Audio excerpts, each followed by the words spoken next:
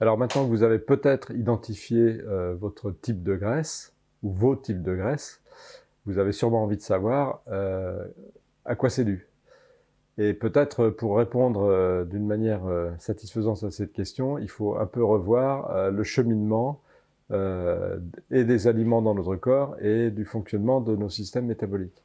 Donc quand vous vous mettez à table, vous allez faire un repas qui est censé apporter à vos cellules un certain nombre de choses absolument essentielles, et en particulier pour commencer le carburant. Le carburant des cellules, c'est le sucre. Encore faut-il que vous puissiez l'amener jusqu'à vos cellules, et ça dépend du pancréas. Le pancréas, c'est l'organe qui amène le sucre de notre assiette jusqu'à nos cellules. Et le pancréas fonctionne avec deux hormones, qui sont l'insuline et le glucagon. Et comme beaucoup de nos organes, le pancréas doit être capable, quand il fonctionne bien, de réguler parfaitement ces deux hormones. Les deux hormones sont en balance l'une par rapport à l'autre. Et ça se dérègle. Et ça se dérègle pour des tas de raisons. Et ça se dérègle souvent, et même, je dirais, de plus en plus souvent. Donc, c'est pas très grave en soi. Ça n'intéresse pas le médecin parce que votre pancréas continue de fonctionner, mais il fonctionne d'une manière déséquilibrée. Et en particulier, le déséquilibre va se faire au profit plutôt de l'insuline et aux dépens du glucagon. Et donc, on a des niveaux variables dans ces dérèglements. Si c'est sous l'effet de stress, on peut avoir des variations assez importantes. Et si, au contraire, on est dans un climat plutôt familial, héréditaire, on va peut-être avoir des dérèglements qui se font progressivement au fil du temps.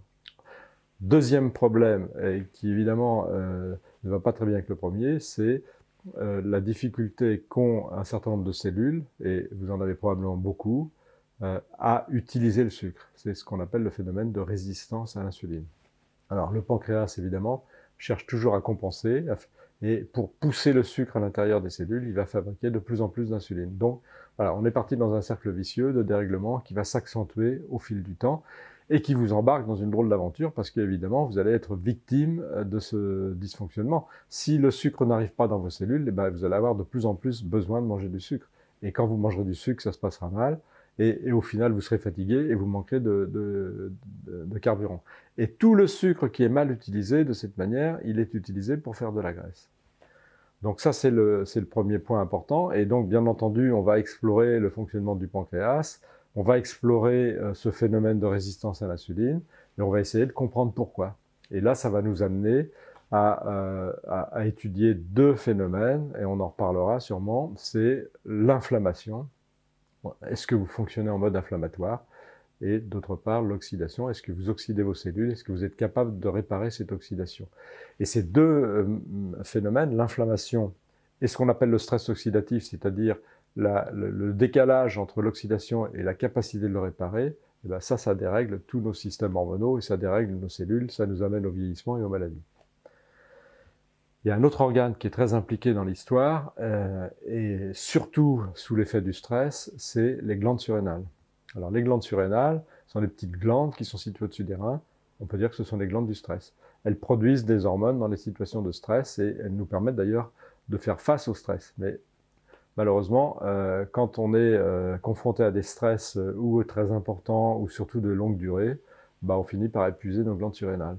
Et voilà, tous ces décalages dans la régulation des glandes surrénales, qui fabriquent, je le rappelle, de l'adrénaline, du cortisol, de la DHEA, de la testostérone, et une autre hormone dont on ne parle pas beaucoup, qui est l'aldostérone, eh bien tout ça nous amène à des tas de dérèglements, et on est fatigué, et on fait de la graisse, et on retient l'eau, etc. Les glandes surrénales ont elles-mêmes une influence considérable sur le fonctionnement de la thyroïde, et là on est plutôt sur le deuxième versant qui est l'élimination des graisses stockées dans nos adipocytes. Eh bien, lorsque les glandes surrénales ne marchent plus bien, lorsqu'on est en situation d'épuisement des glandes surrénales, et je peux vous dire que ça existe et c'est très fréquent, de plus en plus, eh bien, la thyroïde, elle perd une partie de son efficacité.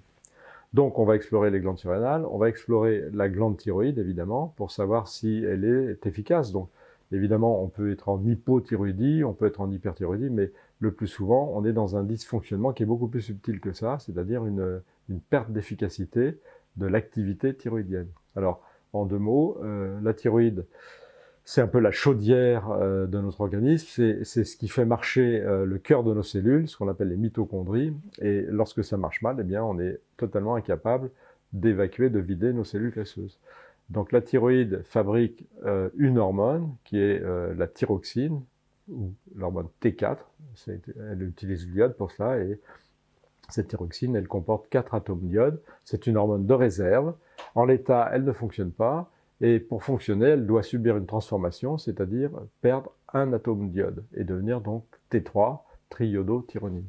Eh bien, cette opération, qui est très importante, que j'appelle moi post-thyroïdienne, puisqu'elle a lieu un petit peu dans la thyroïde, mais beaucoup dans les reins et beaucoup dans le foie, cette opération post-thyroïdienne de perte d'un atome d'iode, elle est liée à une enzyme qui est très fragile. Voilà. Et cette enzyme, eh bien, peut facilement, pour des tas de raisons, être perturbée. Et le stress fait partie de ces raisons. Et puis, il peut y avoir des déficiences en tout un tas de choses. Je pense au zinc, au sélénium, à la vitamine D, à la vitamine E, à la vitamine A. Donc, tout ça peut amener à un manque d'efficacité de l'activité thyroïdienne, post-thyroïdienne dans nos cellules, et du coup, une incapacité à éliminer la graisse. Donc, c'est tout ça qu'il va falloir absolument explorer, qu'il va falloir jauger, et qu'il va falloir essayer de corriger. Voilà, donc un petit peu. Alors après, évidemment, on tombe, quand on parle de déficience de la thyroïde, on tombe dans les zones où la graisse est accumulée et ne s'en va pas. Et là, évidemment, c'est favorisé par des troubles dont on a un peu commencé à parler, des troubles circulatoires. Si vous avez une mauvaise circulation, ou veineuse ou capillaire, ou les deux, eh bien, vous avez des tas de cellules dans les membres inférieurs qui auront du mal à se vider. Et évidemment, avec une thyroïde en mauvais état, ça sera quasiment impossible. Et si vous avez des troubles hormonaux, eh bien, vous avez tout un tas de cellules dans la sphère hormonale qui ont une déficience aussi de fonctionnement et qui vont avoir du mal à se vider. Et avec une thyroïde paresseuse, ça sera encore plus compliqué. Voilà ce qu'on peut dire déjà pour essayer d'un peu mieux comprendre ce phénomène et un peu mieux comprendre toutes les investigations qu'on va pouvoir faire et qui vont nous amener à un diagnostic.